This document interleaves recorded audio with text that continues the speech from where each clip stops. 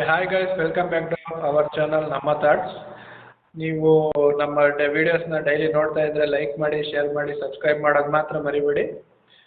Again ನಾನು ನನ್ನ friend Venky new topic discuss ಮಾಡೋದಕ್ಕೆ ಬಂದಿದ್ದೀವಿ. ಒಬ್ಬ ಬಸ್ ಕಂಡಕ್ಟರ್ ಮೇಲೆ ಅಟ್ಯಾಕ್ ಆಗಿದೆ ಬೆಳಗಾವಿ ಮತ್ತು ಬಾಳೆಕುಂದ್ರಿ ಆನ್ ದ ವೇ ಹೋಗೋ ರೋಡಲ್ಲಿ.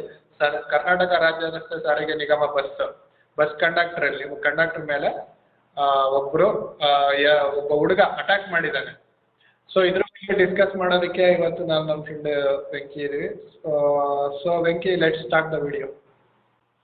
ಯಾ ಸರಪ್ಪ, ನಿಜವಾಗ್ಲೂ ಈ ವಿಡಿಯೋ ಮಾಡೋ ಮುಂಚೆ ತುಂಬಾ ಆ ನ್ಯೂಸ್ ಕೇಳಿದ ಮೇಲೆ ತುಂಬಾ ಬೇಜಾರಾಯ್ತು, ತುಂಬಾ ಕೋಪ ಬಂತು. ಯಾಕಂದ್ರೆ ಎಲ್ಲಿದೀವಿ ಇನ್ನೂ ನಾವು ಈ ಭಾಷೆಗಳ ಬಗ್ಗೆ ಜಗಳ ಆಡ್ಕೊಂಡು ಇನ್ನೂ ನಾವು ಇಂಡಿಯಾ ಹಿಂಗೆ ಇದೆ ಅಂತ ಒಂದು ನನಗೆ ಯಾವಾಗಲೂ ಅನ್ಸುತ್ತೆ. This is one of the other reasons why we are still not still developing country. ಅಂದ್ರೆ ಇದು ಒಂದು ರೀಸನ್. ಸೊ ಅದರಲ್ಲಿ ಈ ನಮ್ಮ ಪಾಕಿಸ್ತಾನ್ ಇಂಡಿಯಾದಲ್ಲಿ ಅಲ್ಲಿ ಕಾಶ್ಮೀರದಲ್ಲಿ ಹೆಂಗೆ ಗಲಾಟೆಗಳಿದೆಯೋ ಅದು ದೇಶಗಳ ಗಲಾಟೆ, ಆದ್ರೆ ನಮ್ಮ ಅಂತರ ದೇಶದಲ್ಲಿ ನಮ್ಮ ರಾಜ್ಯಗಳ ಗಲಾಟೆ ಕೂಡ ಇದೆ. ನಾವು ನೋಡಿದ್ರೆ ನಮ್ಮ ತಮಿಳ್ನಾಡಿಗೆ ನಮ್ಗೇನೋ ಸಮಸ್ಯೆ, ಮಹಾರಾಷ್ಟ್ರಕ್ಕೆ ನಮ್ಗೇನು ಸಮಸ್ಯೆ. ಇವಾಗ ಪ್ರೆಸೆಂಟ್ ಸಿಚುವೇಶನ್ ಅಲ್ಲಿ ಸಮಸ್ಯೆ ಆಗಿರೋದು ಇಲ್ಲಿ ಬೆಳಗಾಮಲ್ಲಿ. ಸೊ ನೀನು ಹೇಳ್ದಂಗೆ ಬಸ್ ಬೆಳಗಾವಿ ಟೌನ್ ಇಂದ ಬಾಳೆಕುಂದ್ರಿಗೆ ಹೋಗುತ್ತಿರುವಾಗ, ಅದು ಕರ್ನಾಟಕದಲ್ಲೇ ವಿತಿನ್ ಅವರ್ ಕರ್ನಾಟಕ ಲಿಮಿಟ್ಸ್ ಅಲ್ಲೇ ಹೋಗೋ ಬಸ್ಸಲ್ಲಿ ಒಂದು ಮೈನರ್ ಹುಡುಗಿ ಅವಳ ಜೊತೆ ಇನ್ನೊಂದು ಹುಡುಗ ಟಿಕೆಟ್ ತಗೋಬೇಕಾದ್ರೆ ಆ ಹುಡುಗನು ಕೂಡ ಫ್ರೀ ಟಿಕೆಟ್ ತಗೊಂತಾಳೆ. ಹಂಗೆ ಫ್ರೀ ಟಿಕೆಟ್ ಕೊಡಕ್ಕಾಗಲ್ಲ ಅಂತ ನಮ್ಮ ಕಂಡಕ್ಟರ್ ವಾದಿಸಿದ್ರೆ, ನೀನು ಮರಾಠಿಯಲ್ಲಿ ಮಾತಾಡು ಅಂತ ಹೇಳ್ತಾರೆ. ಮರಾಠಿಯಲ್ಲಿ ನಾನು ಯಾಕೆ ಮಾತಾಡ್ಲಿ, ಇದು ನಮ್ಮ ಕರ್ನಾಟಕ, ಇದು ನಮ್ಮ ಕನ್ನಡ, ಇದು ನಮ್ಮ ಕರ್ನಾಟಕ, ಆಮೇಲೆ ನಾವು ಮಾತಾಡೋದು ಕನ್ನಡ, ಇದು ಕರ್ನಾಟಕ ಬಸ್ ಕೂಡ. ಸೊ ಅವಾಗ ಮಾತು ಶುರುವಾಗಿ ಜಗಳಕ್ಕೆ ಹೋಗಿ ಆ ಹುಡುಗ ಕೆಲವು ಹುಡುಗರನ್ನ ಅಲ್ಲಿಂದ ಲೋಕಲ್ ಹುಡುಗರನ್ನ ಯಾರೋ ಕರೆಸಿ ಅವ್ರ ಮೇಲೆ ಅಟ್ಯಾಕ್ ಮಾಡಿದ್ದಾರೆ. ಬಸ್ ಕಂಡಕ್ಟರ್ ಮೇಲೆ ಕೂಡ ಮತ್ತೆ ಡ್ರೈವರ್ ಮೇಲೆ ಕೂಡ ಅಟ್ಯಾಕ್ ಆಗಿದೆ. ಇದು ತುಂಬಾ ದುಃಖಕರ ವಿಷಯ. ಯಾಕಂದ್ರೆ ನಾವು ಖಂಡಿತ ಕೋಪ ಬರುತ್ತೆ. ಯಾಕಂದ್ರೆ ಭಾಷೆ ಅಂತ ಬಂದಾಗ ನಮ್ಮ ಭಾಷೆ ನಮ್ಗೆ ಮುಖ್ಯನೇ. ಬಟ್ ಎಲ್ಲೋ ನಾವು ಇನ್ನೊಂದು ಸ್ವಲ್ಪ ಡೀಪ್ ಆಗಿ ಯೋಚನೆ ಮಾಡಿದ್ರೆ, ಇದು ನಾನು ಅವ್ರಿಗೆ ಹೇಳೋದು ಒಂದೇ, guys get some bloody education ಅಂತಾನೆ ಹೇಳ್ತೀನಿ. ಯಾಕಂದ್ರೆ ನಿಮ್ಗೆ ಎಜುಕೇಶನ್ನೇ ಇಲ್ಲ, ಇನ್ನು ನೀವು ಭಾಷೆಗಳ ಬಗ್ಗೆ ಜಾತಿಗಳ ಬಗ್ಗೆ ಮಾತಾಡ್ಕೊಂತಾನೆ ಸಾಯ್ರಿ. ಇಲ್ಲೆಂಗೆ ಸಾಯ್ತಾರೆ ಇಂಡಿಯಾದಲ್ಲೇ ಹೊರತು ಬೇರೆ ದೇಶಗಳು ಏನೇನೋ ಕಂಡುಹಿಡಿತಾ ಇದ್ದಾರೆ, ChatGPT, ಡೀಪ್ ಸೀಕ್ ಅಂತ.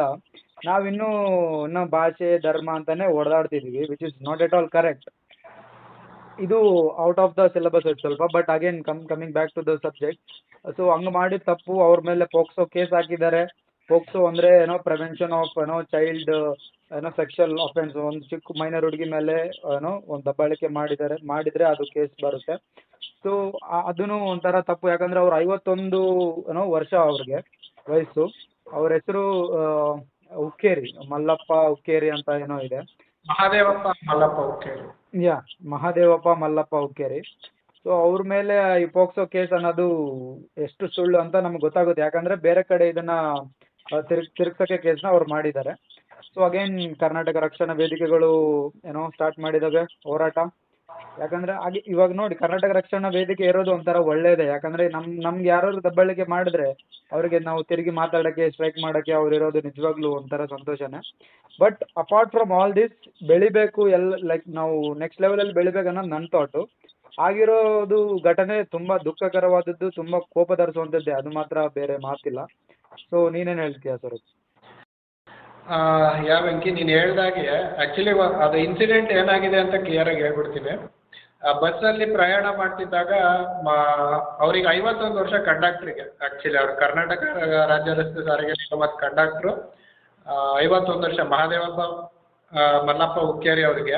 ಆ ಬಸ್ಸಲ್ಲಿ ಒಂದು ಹುಡುಗಿ ಸುಮಾರು 14-17 ವರ್ಷದ ಹುಡುಗಿ ಟಿಕೆಟ್ ತಗೋತಾಳೆ.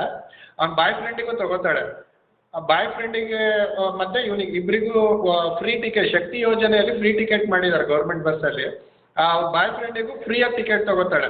ಕಂಡಕ್ಟರ್ ಪ್ರಶ್ನಿಸ್ತಾರೆ, ಯಾಕೆ ಇನ್ನೊಬ್ರಿಗೆ ಯಾರಿಗೆ ಟಿಕೆಟ್ ಅಂತಂದ್ರೆ, ಹಿಂದೆ ಯಾರೋ ನಮ್ಮವ್ರು ಇದ್ದಾರೆ ಅಂತ ಹೇಳಿದ್ರೆ, ಬಟ್ ಅದು ಹುಡುಗ ಆ ಥರ ಮಾಡಿದ್ದಾರೆ ಅಂತ ಅವ್ರು ಪ್ರಶ್ನೆ ಮಾಡಿದಾಗ, ಇದು ನಾನು ಸಸ್ಪೆಂಡ್ ಆಗೋ ವಿಚಾರ ಅಂತ ಮನಸ್ಸಿನಲ್ಲಿ ಇಟ್ಕೊಂಡು ಅವ್ರು ಪ್ರಶ್ನೆ ಮಾಡಿದಾಗ, ಆ ಹುಡುಗಿ ಕನ್ನಡದಲ್ಲಿ ಮಾತಾಡ್ತೀರಾ ನೀವು, ಮರಾಠಿಯಲ್ಲಿ ಮಾತಾಡಿ ಅಂತ ಬೇರೆ ಆಯಾಮಕ್ಕೆ ತಿರುಗಿಸಿದಾಳೆ.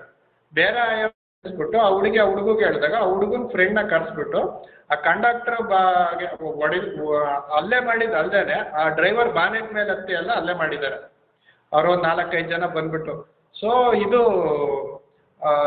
ಬೇರೆ ಆಯಾಮನೇ ಅಂದರೆ ಉಲ್ಟಾನೇ ತಿಳ್ಕೊಂಡ್ಬಿಡ್ತು ಕೇಸು.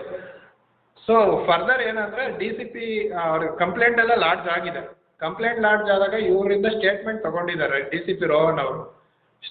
ತಗೊಂಡ್ಬಿಟ್ಟು 3 ಜನನ ಅರೆಸ್ಟ್ ಮಾಡಿದ್ದಾರೆ. ಅರೆಸ್ಟ್ ಮಾಡಿ ಆಮೇಲೆ ಮತ್ತೆ ಫರ್ದರ್ ಪೋಕ್ಸೋ ಕೇಸ್ನ ಆ ಹುಡುಗಿ ಕಡೆಯಿಂದ ಪೋಕ್ಸೋ ಕೇಸ್ ಹಾಕಿದ್ದಾರೆ ಕಂಡಕ್ಟರ್ ಮೇಲೆ ಅಗೇನೆಸ್ಟ್ ಆಗಿ. This is a wrong portrait and wrong direction. ಎಲ್ಲಿ ಏನು ನಡೆದು ಏನಾಗಿದೆ ಈ ಥರ ಆದರೆ ಎಲ್ಲಿ ನ್ಯಾಯ ಎಲ್ಲಿದೆ?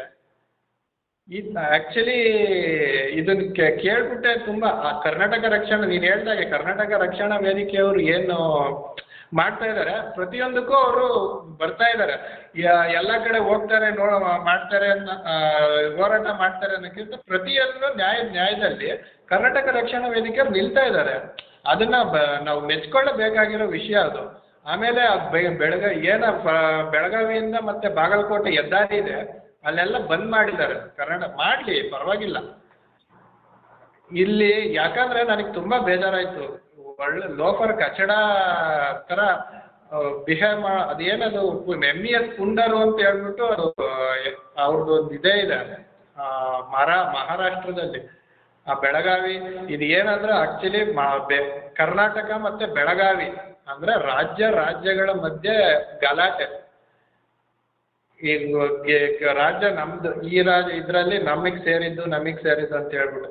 ಇನ್ನು ನೀನು ಹೇಳ್ದಾಗೆ ಎಲ್ಲೆಲ್ಲೋ ಟೆಕ್ನಾಲಜಿ ಮುಂದುವರೆದ ಕಾಲದಲ್ಲಿ ಈ ಥರ ಒಂದು ಬ್ಯಾಡ್ ಇನ್ಸಿಡೆಂಟ್, ಪಾಪ ಅವ್ರು ಹಾಸ್ಪಿಟ್ಲಲ್ಲಿ ಅಡ್ಮಿಟ್ ಆಗಿದ್ದಾರೆ. ಅವ್ರು ಮಹಾದೇವಪ್ಪ ಅವರು. ಇವರು ಒಂದು ಪುಂಡಾಟಕ್ಕೋಸ್ಕರ ಅವರಿಗೂ ಮಕ್ಕಳಿರ್ತಾರೆ, ಅವರು ಒಬ್ಬರು ಮನುಷ್ಯರು. ಮಾನವೀಯತೆ ಎಲ್ಲಿದೆ? ಅವ್ರಿಗೆ ಹೆಂಡತಿ ಮಕ್ಕಳೆಲ್ಲ ಇರ್ತಾರೆ ಅನ್ನೋದು ಅವರು ಒಬ್ರು ಫ್ಯಾಮಿಲಿ. ಅಂದರೆ ಈ ಪುಂಡ ಹುಡುಗರಿಗೆ ಅಷ್ಟು ಒಂದು ವಿವೇಚನೆ ಎಲ್ಲಿಂದ ಬರಬೇಕು? ಕರೆಕ್ಟು.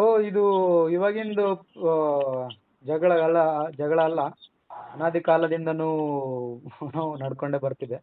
ಸೊ ಅವರು ಲೈಕ್ ಜೈ ಮಹಾರಾಷ್ಟ್ರ ಅನ್ನೋ ಅಂತ ಇನ್ನೊಂದ್ಸರಿ ಲೈಕ್ ನೆಕ್ಸ್ಟ್ ಡೇನೋ ಅದಾದ್ಮೇಲೆ 1-2 ದಿನಕ್ಕೆ ಇನ್ನೊಂದು ಬಸ್ ನಿಲ್ಲಿಸಿ, ಬಸ್ ಮೇಲೆ ಎಲ್ಲ ಜೈ ಮಹಾರಾಷ್ಟ್ರ ಜೈ ಮರಾಠ ಅಂತ ಬರೆದು, ಆಮೇಲೆ ಆ ಕಂಡಕ್ಟರ್ನ ಕೆಳಗಿಳಿಸಿ ಅವ್ರ ಮುಖಕ್ಕೆ ಬಣ್ಣ ಹೊಡೆದು, ಆಮೇಲೆ ಅವ್ರಿಗೊಂದು ಹಾರ ಹಾಕ್ಬಿಟ್ಟು ಜೈ ಮಹಾರಾಷ್ಟ್ರ ಅಂತ ತಕ್ಷಣ ಎಲ್ಲರೂ ಜೈ ಅಂತ ಕೂಗೋದು. ಏನು ದೊಡ್ಡ ಯುದ್ಧ ಗೆದ್ದು ಬಂದವ್ರ ಥರ, ದೊಡ್ಡ ಸಾಧನೆ ಬಂದಿರೋರ ಥರ ಇವರು ಹಿಂಗೆ ಆಡ್ತಾರಲ್ಲ. ಎಷ್ಟು ಇಲ್ಲಿಟ್ರೇಟ್ ಅಂದರೆ ಏನು ಹೇಳೋಣ ಇವ್ರಿಗೆ? ಅಂದರೆ ಇವರು ಇದರಲ್ಲೇ ಬದುಕೋರು. ಭಾಷೆಗಳು ಯೂಸ್ ಮಾಡಿಕೊಂಡು, ಈ ಸಂಘಗಳು ಯೂಸ್ ಮಾಡಿಕೊಂಡು ಇದರಲ್ಲೇ ಬದುಕೋರವ್ರು. ಇವ್ರಿಗೆ ಬೇರೆ ಕೆಲಸ ಇಲ್ಲ, ಕೆಲಸ ಇರೋದೂ ಇಲ್ಲ. ಸೊ ಇಂಥವರು ಕೆಲವು ರಾಜಕಾರಣಿಗಳು, ಎಲ್ಲರೂ ಅಂತ ಹೇಳೋಕ್ಕಾಗಲ್ಲ, ಕೆಲವು ರಾಜಕಾರಣಿಗಳು ಇದನ್ನು ನಡೆಸಿ ಅವರಿಂದನೇ ದುಡ್ಡು ಮಾಡಿ ಇದೆಲ್ಲ ನಿಜವಾಗ್ಲೂ ಅನ್ಎಜುಕೇಟೆಡ್ ಪರ್ಸನ್ ಅಂತಾನೆ ಹೇಳ್ತೀನಿ. ಅವ್ರ ಎಜುಕೇಶನ್ ಇದ್ರೂ ಈ ಥರ ಮಾಡಿದ್ರೆ ಅನ್ಎಜುಕೇಟೆಡ್ ಅಂತಾನೆ ಕನ್ಸಿಡರ್ ಮಾಡ್ತೀನಿ ನನ್ನ ಪ್ರಕಾರ. ಯಾರಿಗೆ ಗೊತ್ತು ವಿಕ್ಕಿ, ಉದ್ದೇಶಪೂರ್ವಕವಾಗೂ ಮಾಡಿರ್ಬೋದು.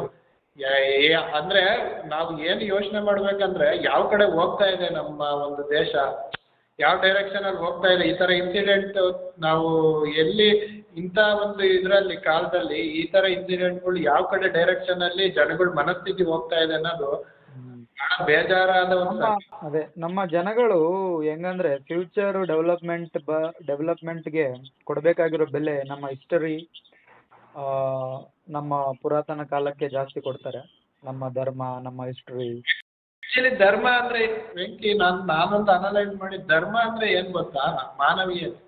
ನನ್ನ ಒಂದು ನಾಲೆಡ್ಜಲ್ಲಿ ನಾನು ಅನಲೈಸ್ ಮಾಡ್ಕೊಂಡಿರೋದು, ಆ ಮಾನವೀಯತೆನೇ ಇಲ್ಲ ಅಂದಮೇಲೆ ಧರ್ಮ ಅಂದ್ರೆ ಏನ್ ಅರ್ಥನೋ ನನಗೆ ಗೊತ್ತಿಲ್ಲ. ನಿನಗೆ ಏನನ್ಸ್ತದೆ? ಮಾನವೀಯತೆ ದೊಡ್ಡ ಧರ್ಮ ಇನ್ನೊಂದು ಇಲ್ಲ ಅಂತ. ಸನಾತನ ಧರ್ಮ ಎಲ್ಲ ಬಗ್ಗೆ ನಮ್ಗೆ ಗೊತ್ತಲ್ಲ, ಅದೇನ್ ಹೇಳ್ಕೊಡುತ್ತೆ? ಆ ತರ ಫಾಲೋ ಮಾಡ್ತಾರ ನಮ್ಮ ಜನರು ಹೆಂಗಂದ್ರೆ ಒಂದು ಚೌಕಟ್ಟು, ನಮ್ಗೆ ಏನ್ ಬೇಕು ಅದು ದೇವ್ರು ಹೇಳಿ ಯಾರೇ ಹೇಳಿ, ನಮ್ಗೆ ಏನ್ ಬೇಕು ಅದನ್ನ ಮಾತ್ರ ತಗೊಂತಾರೆ. ಅದನ್ನ ಬಿಟ್ಟು ಬೇರೆಯವ್ರು ತಗೊಳಲ್ಲ. ಸೊ ಜನರು ಹಂಗೆ ಮೊದಲಿಂದ ಹಂಗೇನೆ ಇದ್ದಾರೆ ನಮ್ಮ ಇಂಡಿಯಾದಲ್ಲಿ ಸ್ಪೆಷಲಿ ನಾವು ನೋಡಿರೋ ಪ್ರಕಾರ. ಸೊ ಅದು ಚೇಂಜ್ ಆಗೋದು ತುಂಬ ಕಷ್ಟ. ಇವಾಗಿನ ಕಾಲದಲ್ಲೂ ವೆಲ್ ಎಜುಕೇಟೆಡ್ ಪರ್ಸನ್ಸ್ ಯಾರು ಇದ್ದಾರೆ ಅವರು ತುಂಬ ಮೂಢನಂಬಿಕೆಗಳು ಅದು ಇದು ನಂಬ್ತಾರೆ ಜನ. ಅದಕ್ಕೇನು ಮಾಡೋಕ್ಕಾಗಲ್ಲ ನಾವು ಅಷ್ಟೇ. ಅದು ನಂಬ್ತಾರೆ, ಅವರು ಹಂಗೆ ಇರ್ತಾರೆ. ಈ ವಿಜ್ಞಾನಕ್ಕೂ ಧರ್ಮಕ್ಕೂ ಒಂದು ವ್ಯತ್ಯಾಸ ಏನಂದ್ರೆ, ವಿಜ್ಞಾನ ಒಂದು ಒಂದು ಲೈಟಾಗಿ ಇದಿದೆ, ಲಿಂಕ್ ಇದೆ. ವಿಜ್ಞಾನದಲ್ಲಿ ನಾವು ಏನು ರಿಸರ್ಚ್ ಮಾಡಿಬಿಟ್ಟು ಅದಾಗಿ ಕಂಡುಹಿಡಿತಾ ಇದೀವಲ್ಲ, ಆಲ್ರೆಡಿ ನಮ್ಮ ಇದರಲ್ಲೇನೆ ಅದು ಮೆನ್ಷನ್ ಆಗಿದೆ. ನಮ್ಮ ಗ್ರಂಥಗಳಲ್ಲೇ ಏನು ಮೆನ್ಷನ್ ಆಗಿದೆ, ಬಟ್ ರಿಸರ್ಚ್ ಮಾಡಿ ಕಂಡುಹಿಡಿತಾ ಇದ್ದೀವಿ. ಎಷ್ಟೋ ವಿಚಾರಗಳು ತುಂಬ ಆದರ್ಶಮಯವಾಗಿದ್ದಾವೆ. ಅದನ್ನು ಬಿಟ್ಬಿಟ್ಟು ಅದನ್ನ ನಮ್ಮ ಸೆಲ್ಫಿಶ್ನೆಸ್ಗೋಸ್ಕರ ತಗೋತಾ ಇದ್ದಾರೆ. ನಮಗೇನು ಬೇಕೋ ಅದು ತಗೊಳ್ಳೋದು, ಅದ್ರ ಪರವಾಗಿ ವಾದ ಮಾಡೋದು, ಮಿಕ್ಕಿದನ್ನು ಬಿಟ್ಬಿಡೋದು. ಇದಾಗಬಾರ್ದು. ಸೊ ಇದು ಈ ಥರ ಇನ್ಸಿಡೆಂಟ್ ಆಗಿ ತುಂಬ ಬೇಜಾರಾಗಿರೋ ಒಂದು ಸಂಗತಿ. ಸೊ ವಿಕಿ, ದಿಸ್ ಈಸ್ ಮಾಡೋಕ್ಕಾಗಲ್ಲ. ಯಾಕಂದ್ರೆ ಇವಾಗ ಲೈಕ್ ಅದ್ರ ಟಾಪಿಕ್ ಇಂದ ಜಸ್ಟ್ ಧರ್ಮ ಕಡೆ ನಾವು ಸ್ವಲ್ಪ ಡೈವರ್ಟ್ ಆದ್ವಿ. ಬಟ್ ಟಾಪಿಕ್ ಅದೇ. ಹಂಗಾಗಿದ್ದು ಮಾತ್ರ ನಿಜವಾಗ್ಲೂ ಖಂಡನೀಯ. ಅವ್ರಿಗೆ ತಕ್ಕ ಶಿಕ್ಷೆ ಆಗಲೇಬೇಕು. ಆ್ಯಂಡ್ ನೀವು ಕರ್ನಾಟಕ ಲಿಮಿಟ್ಸ್ ಅಲ್ಲಿ ಬಂದ್ಬಿಟ್ಟು ಮರಾಠಿ ಮಾತಾಡಿ ಅನ್ನೋ ಯಾವ ಹಕ್ಕು ಯಾವ ಹುಚ್ಚನ ಮಗನಿಗೂ ಇಲ್ಲ. ಸೊ ಇಲ್ಲಿ ನಾವು ಬೆಂಗಳೂರಲ್ಲೇ ನೋಡ್ತೀವಿ, ನಾವು ಹೇಳ್ತೀವಿ. ಯಾಕಂದ್ರೆ ನಮ್ಮ ರಾಜ್ಯದಲ್ಲಿ ನಮ್ಮ ಸಿಟಿಯಲ್ಲಿ ನೀವು ಇದ್ದೀರಾ ಅಂತ ನಮ್ಮ ಭಾಷೆ ಕಲಿ ಅಂತ ಹೇಳ್ತೀವಿ. ಸಪೋಸ್ ನಾವು ನಿಮ್ಮ ಕಡೆ ಬಂದಾಗನೂ ನಾವು ಟ್ರೈ ಮಾಡ್ತೀವಿ ಮಾತಾಡೋಕ್ಕೆ, ಹಿಂದಿಯಲ್ಲಾಗಲಿ ತೆಲುಗಲ್ಲಾಗಲಿ. ಬಟ್ ಹಂಗೆ ಹೊರತು ನೀನು ಅಲ್ಲಿ ನಮ್ಮ ಸಿಟಿಯಲ್ಲೇ ಬಂದ್ಬಿಟ್ಟು ನೀನು ಬೇರೆ ಭಾಷೆ ಮಾತಾಡೋದು ತುಂಬ ತಪ್ಪು. ಇದು ಆ ಹುಡುಗಿ ಆ ಚಿಕ್ಕ ವಯಸ್ಸಲ್ಲಿ ಆ ಮಾತು ಹೇಳ್ತಾಳೆ ಅಂದರೆ ತಿಳ್ಕೊ ನೀನು. ಹೆಂಗೆ ಬೆಳೆದಿರಬೇಡ, ಅವ್ರದ್ದು ಅವ್ರ ಬ್ಯಾಕ್ಗ್ರೌಂಡ್ ಹೆಂಗಿರಬೇಡ, ಭಾಷೆ ಬಗ್ಗೆ ಅವ್ರಿಗೆ ಹೇಳ್ಕೊಟ್ಟಿರೋದು ಹೆಂಗಿರಬೇಡ, ಇದು ನಮ್ಮ ಭಾಷೆ, ಅದು ರಾಂಗ್. ಆ ಹುಡುಗಿಗೆ ಗೊತ್ತಾಗಬೇಕು ಅಟ್ಲೀಸ್ಟ್ ನಾನು ಇರೋದು ಕರ್ನಾಟಕದಲ್ಲಿ, ಈ ಬಸ್ಸು ಬೆಳಗಾವಿಂದ ಬಾಳೆಕುಂದ್ರಿಯಲ್ಲಿ, ಇದು ಕರ್ನಾಟಕ ಲಿಮಿಟ್ಸು. ಅದು ಗೊತ್ತಿಲ್ವೋ ಬೇಕಂತಾನೆ ಈ ಥರ ಮಾಡಿದಾರೋ ಅದೆಲ್ಲ ಅದು ಹೇಳೋಕ್ಕಾಗಲ್ಲ. ಸೊ ಆರೋಪಿಗಳಿಗೆ ತಕ್ಕ ಶಿಕ್ಷೆ ಆಗಲೇಬೇಕು. ಅದಂತೂ ಡೆಫಿನೆಟ್ಲಿ ಗೌರ್ಮೆಂಟ್ ಕಡೆಯಿಂದ ಆಗುತ್ತೆ ಅಂತ ಅನ್ಕೊಂತೀವಿ. ಈ ಥರ ಇನ್ಸಿಡೆಂಟ್ ಮುಂದೆ ನಡಿಬಾರ್ದು. ಯಾಕಂದರೆ ಎಲ್ಲರೂ ಸ್ವಲ್ಪ ಎಜುಕೇಷನ್ ತಗೊಳ್ಳಿ. ಯಾರ್ಯಾರು ಈ ವಿಡಿಯೋ ನೋಡ್ತಾ ಇದ್ದೀರಾ ದಯವಿಟ್ಟು ಎಲ್ಲರಿಗೆ ಶೇರ್ ಮಾಡಿ. ಸೊ ದಟ್ ಎಲ್ಲರಿಗೂ ಸ್ವಲ್ಪ ಜ್ಞಾನ ಅನ್ನೋದು ಬರಲಿ. ಇದೊಂದೇ ಟಾಪಿಕ್ ಬಗ್ಗೆ ಯಾಕೆ ಮಾತಾಡ್ತಿಲ್ಲ ಅಂದರೆ ಇದು ಹೊಸದಲ್ಲ ನಾವು ಮಾತಾಡೋಕ್ಕೆ. ಈ ಥರ ಬೆಳಗಾವಲ್ಲಿ ಸಾವಿರಾರು ಜಗಳ ಆಗಿಬಿಟ್ಟಿದೆ, ಅದು ಇದು ಅಂತ ಎಲ್ಲ ಕಡೆ ಆಗ್ತಾ ಇದೆ. ಸೊ ಇದು ಆ್ಯಕ್ಚುಲಿ ಆಗಿದ್ದು ತಪ್ಪು. ಆ ಡ್ರೈವರ್ ಕಂಡಕ್ಟರ್ಗೆ ಅವ್ರಿಗೆ ನ್ಯಾಯ ಸಿಗಬೇಕು, ಮಾಡಿದ ಆರೋಪಿಗಳಿಗೇನು ಶಿಕ್ಷೆ ಸಿಗಬೇಕು. But end of the lesson ಏನು ಅಂದರೆ ಎಲ್ಲರೂ ಸ್ವಲ್ಪ ಡೆವಲಪ್ ಆಗಿ ನಾಲೆಡ್ಜ್ ತಗೊಳ್ಳಿ, ಎಜುಕೇಷನ್ ಇರಲಿ, ಏನು ಮಾಡ್ತಿದ್ದೀವಿ ಏನು ಮಾಡ್ತಿಲ್ಲ ಅನ್ನೋದು ಜ್ಞಾನಕ್ಕೆ ಇರಲಿ ಅಷ್ಟೇ. So this is all about today's video guys. Thank you so much for watching. Video ಇಷ್ಟ ಆದಲ್ಲಿ ದಯವಿಟ್ಟು like, share, comment, subscribe, share ಮಾಡೋದು ಮರಿಬೇಡಿ. ಇನ್ನೊಂದು ಟಾಪಿಕಿಂದ ನಾನು ಮತ್ತು ಸ್ವರೂಪ್ ಮತ್ತೆ ಬರ್ತೀವಿ. Until then sign off. Thank you for watching. Bye.